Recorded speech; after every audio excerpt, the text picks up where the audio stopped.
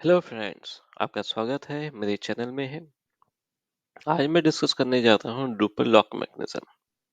Drupal lock mechanism होता क्या है, उसको हम कैसे इम्प्लीमेंट कर सकते हैं ड्रूपल में, ये मैं आज आपको दिखाऊंगा।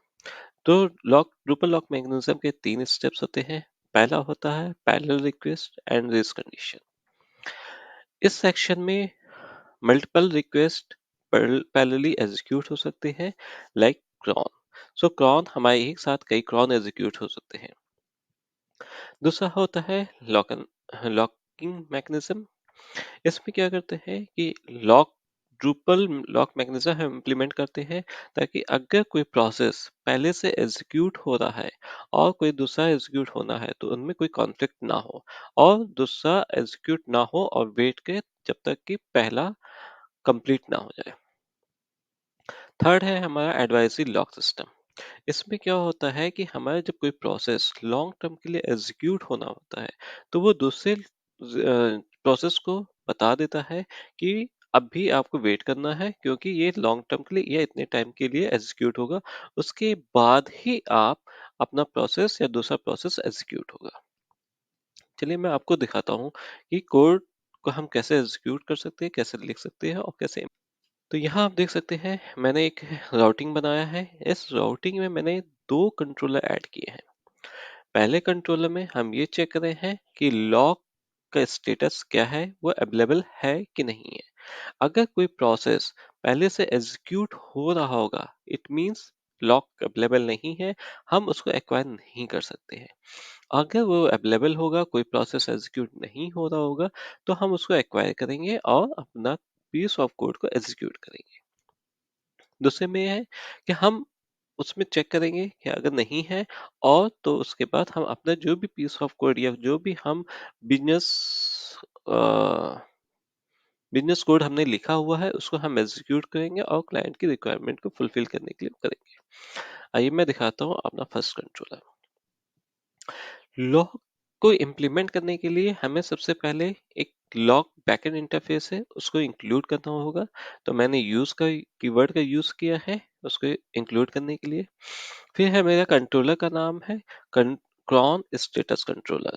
इसमें मैं ये चेक करता हूँ कि कोई क्रॉन बैकग्राउंड में एग्जीक्यूट हो रहा है कि नहीं हो रहा है, या कोई प्रोसेस एग्जीक्यूट हो रहा है कि नहीं है।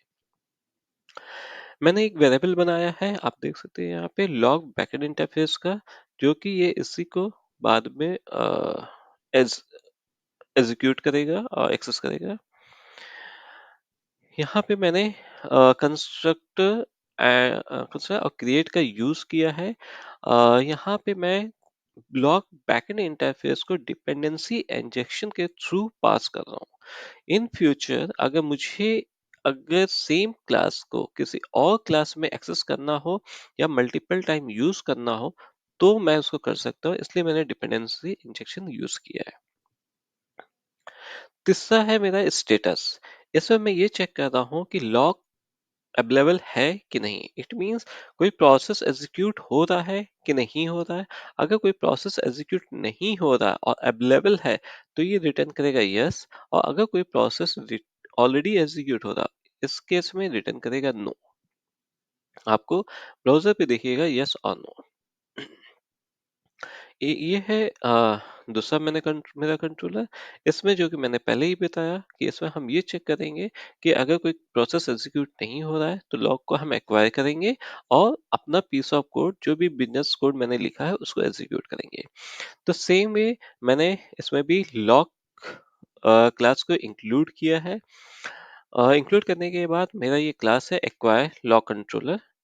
सेम मैंने लॉग बैकएंड इंटरफेस एक वेरिएबल बनाया है। इसमें एक दूसरा वेरिएबल मैंने बनाया है, जिसमें कि मैं कोई भी प्रोसेस, क्रॉन प्रोसेस या कोई भी मेरा प्रोसेस जिसको हम चेक करना चाहते हैं कि वो एग्जीक्यूट हो रहा है कि नहीं हो रहा है बैकएंड में, उसका नाम हम यहाँ पे सेट करेंगे। मैंने यहाँ पे अगेन सेम डिपेंडेंसी इंजेक्शन का यूज करते हुए लॉग बैकएंड इंटरफेस को पास किया है, सो दैट कि अगर मुझे ये किसी और क्लास में मुझे एक्सेस करना हो, तो मैं इजिली कर सकूं। मैंने यहाँ पे एक लॉग फंक्शन बनाया है और हुक बनाया है। आप देख यहाँ पे मैंने जिस भी प्रोसेस को मेरे को चेक करना है, लाइक मैं क्राउन को चेक करना चाहता हूँ, तो मैंने क्राउन का नाम दे दिया कि क्राउन चल रहा है कि नहीं। अगर चल रहा होगा तो वो ट्रू और फॉल्स यहाँ पे रिटर्न करेगा। तो एक्वायर फंक्शन हुक का मैंने यूज किया है। एक्वायर करता क्या है कि ये चेक करता है जो भी मैंने नाम दे रखा है, अगर वो एग्जीक्यूट हो रहा होगा, इट मीन्स फॉल्स रिटर्न करेगा, अवेलेबल नहीं है, और वो जंप कर जाएगा यहाँ पे could not acquire the lock. अगर वो अवेलेबल होगा, ट्रू रिटर्न करेगा, यहाँ पे आ जाएगा एक्वायर लॉक। तो एक्वायर करने के बाद 30 सेकेंड्स के लिए यहाँ स्लीप कर देगा 5 सेकेंड के लिए आपको। उसके बाद होल्ड करेगा, होल्ड करने के बाद फाइनली में आएगा और उस जो लॉक यहाँ पे एक्वायर किया था उसको रिलीज कर देगा। इट मीन्स कि जब एक्वायर किया था उस और रिलीज के बीच में अगर कोई और एक्वायर करना चाहता है या लॉक लगाना चाहता है, तो उस समय वो नहीं लग सकता है या वेट करना पड़ेगा दूसरे प्रोसेस को। जैसे ही ये रिलीज यहाँ पे कंप्लीट होता है, रिलीज होगा, तो वो वहां पे दूसरे प्रोसेस को ये शिफ्ट हो जाएगा और वो आगे लॉक को एक्वायर कर सकता है। आइए मैं आपको इसका डेमो दिखाता हूँ कि कैसे होता है। ये है मेरा मैं यहाँ पे चेक करता हूँ कि जैसे मैंने बताया था कि लॉक का स्टेटस क्या है, यस और नो। यस अवेलेबल है या नहीं अवेलेबल है। तो मैं रिफ्रेश एक बार कर देता हूँ। आप ये देख सकते हो कि यहाँ पे दिखा रहा है कि ये अवेलेबल है।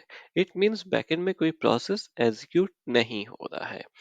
दूसरा मेरा कंट्रोलर जो था, यहाँ पे मैं उसको एक्वायर करूंगा, लॉक लगाऊंगा, उसके बाद रिलीज करना है जैसे कि कोड में था।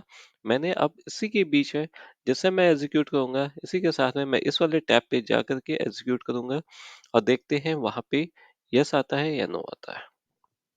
ये मैंने चलाया और अगर मैं इसको भी चलाता हूँ, ये आप देख सकते हो यहाँ नो आ गया। इट मीन्स अभी मेरा ये वाला मैंने एक्वायर कर रखा था तो अवेलेबल नहीं था, तो उस केस में आ रहा है नो। अब ये भी आप देख सकते हो ये कंप्लीट हो चुका है, ये लोड नहीं हो रहा है। अब मैं अगर इसको करूंगा तो आप देख सकते हो यस, अब ये अवेलेबल है।